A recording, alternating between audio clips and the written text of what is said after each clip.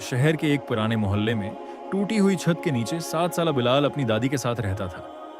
उसके अबू 2 साल पहले एक हादसे में चले गए थे और उम्मा तो वो याद भी नहीं कर सकता था।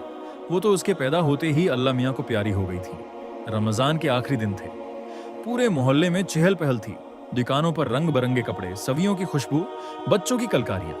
हर घर में ईद की तैयारी हो रही थी। बिलाल छत पर बैठा दौर कहीं चांद तलाश करता रहा। दादी उमा, क्या उस साल भी ईद हमारी तरफ नहीं आएगी? दादी ने 5 पैसों की जोड़ी को मिट्टी में भेंच लिया और सोचने लगी। वो जानती थी कि इस साल भी नए कपड़े मुमकिन नहीं थे।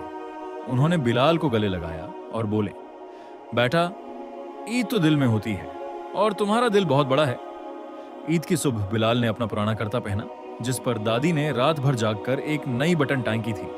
दादी ने उसके माथे पर बोसा दिया और कहा, जा बेटा, नमाज पढ़, तेरे अबू भी आसमान से देख रहे होंगे। ईदगाह में जब सब लोग गले मिले, एक बुजुर्ग ने बिलाल को देखा, अकेला, आंखों में चमक और होठों पर हल्की सी मुस्कुराहट।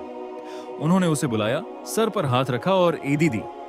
बिलाल ने जेब में हाथ डाला, अंदर कुछ सिक्के थे। वो सैयदा मिठाई की दुकान पर गया और अपनी सारी ईदी से एक पीकट लिया। वापस आकर दादी के हाथ में थमा दिया।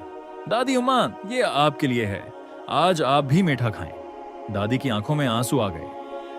उन्होंने उसे सीने से लगाया और आहिस्ता से कहा, अल्लाह मियाँ ने मुझे तुझमें सारी दुनिया दे दी है मेरे लाल। इस दिन बिलाल के पास नए कपड़े नहीं थे, कोई खिलौना नहीं था, कोई बाप नहीं था, लेकिन उसके दिल में एक अजीब सुकून था। शायद यही वो ईद थी जो अल्लाह ने खास इसी के लिए सजाई थी। यतीम वो नहीं जिसके अबू ना हो, यतीम वो है जिसके दिल में मोहब्बत ना हो। बिलाल का दिल मोहब्बत से भरा था, इसलिए उसकी ईद सबसे प्यारी थी।